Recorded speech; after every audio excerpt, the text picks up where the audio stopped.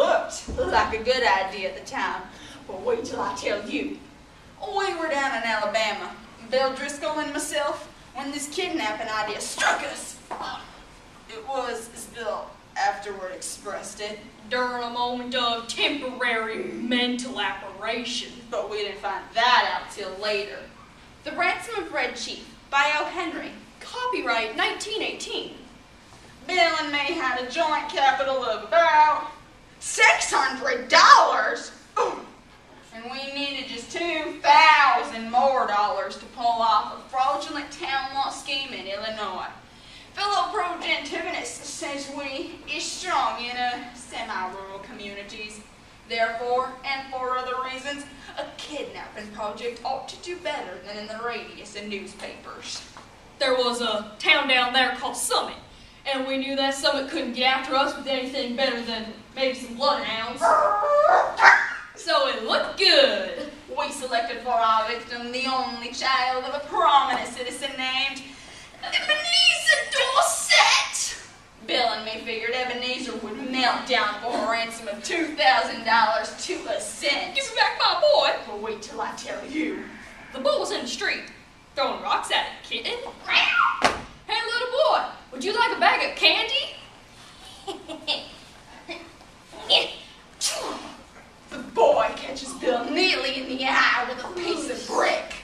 The boy put up a fight like a cinnamon bear, and finally we got him down. And in the car, and we drove off. We took him to a cave. Ha, cursed paleface! Do you dare enter the camp of Red Chief, terror of the plains? He's all right now. We're playing Indian. I'm Red Chief's captive, and I'm to be scalped to daybreak. Yes, sir, this boy seems to be having the time of his life. You will hereby be called Snake-Eye the Spy. Will my braves return from the warpath? You will be broiled at the stake of the rising of the sun. Red Chief, would you like to go home? I don't have any fun at home. You won't take me back, will you? Not right away. We'll stay in the cave a little while. Just at daybreak, I was awakened by a series of awful screams from Bill. They weren't yells or howls, such as you'd expect from a manly set of lungs. They were simply indecent, humiliating screams, such as women emit when they see caterpillars. It's an awful thing to hear a strong, fat man scream in a cave at daybreak. Get him off! Hay was realistically trying to take Bill's scalp, as had been pronounced the day before. I suddenly remembered that Red Chief had said I was to be burned at the stake. I ain't afraid or anything, but I think I'll stay up. Sam, you was afraid. You was to be burned at the stake, and you was afraid he'd do it. And he would, too, if he could find a match.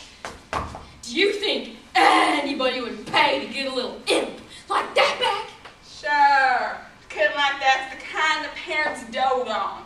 Now, you cook breakfast while I go to the top of this here mountain. I went up to the top of the mountain and ran my eye over the vicinity. I expected to see the sturdy men of the village beating down the countryside for the dastardly kidnappers.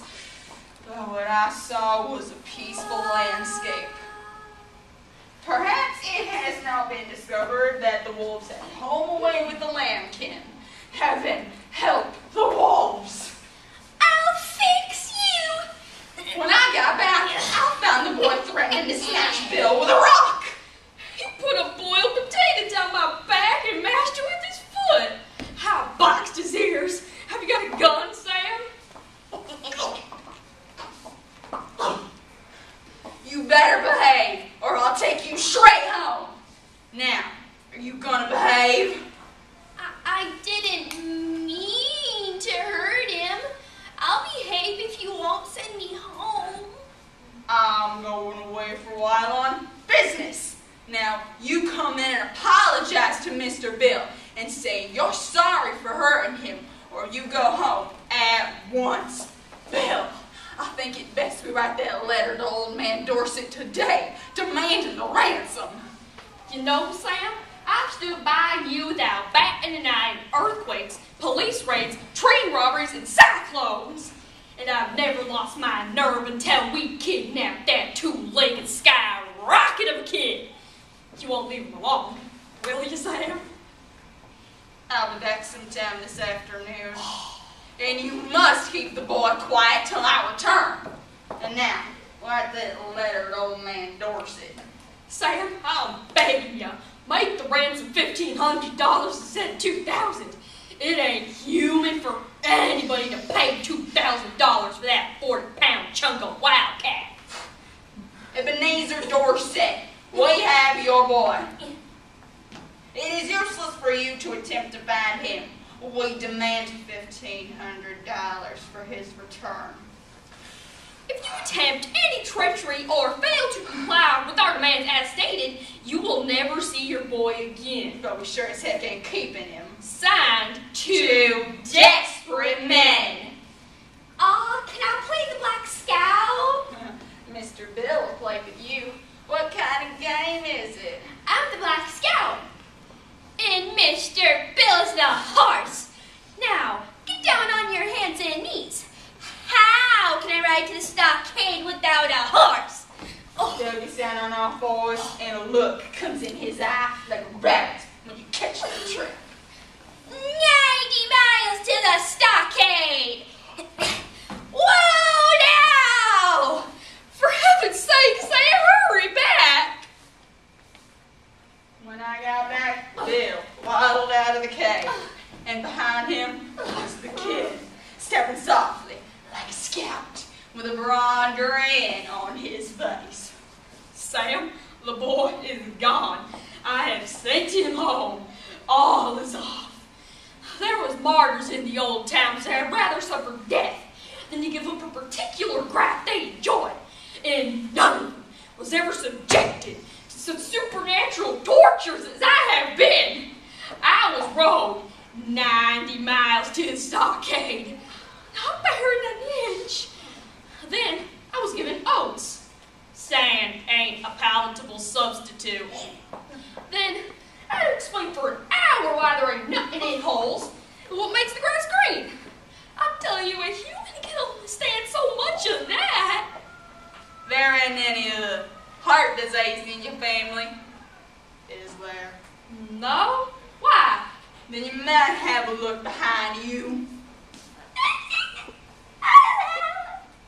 Bill sees the boy and loses his complexion. For an hour, I was afraid for his mind. Bill, the whole job will be through immediately. We'll get the ransom and be off with it by midnight. Exactly on time, a mailboy locates the box, slips a piece of paper into it, and walks back towards Summit. Yep. I waited an hour, got the note, and was back to the cave in another half hour. Let me see it, Sam. Hey, Two desperate men. Gentlemen, I have received your letter today regarding ransom for my son. I think you are a little high in your demands, and I hereby make you a counter proposition which I'm inclined to believe you will accept. You pay me $250, and I agree to take him off your hands. Very respectfully, Ebenezer Dorset. of all the impudent! The Bill had the most appealing look in his eye I had ever saw on the face of a dumb or talking brute. Sam, what's $250 anyway? Money? We've got the money. But I want it. One more night, that kid will send me straight to the madhouse. You aren't gonna let the chance go, are ya? We took him home that night, Take back your boy. and then we paid the ransom for Red Chief. Dun dun dun dun.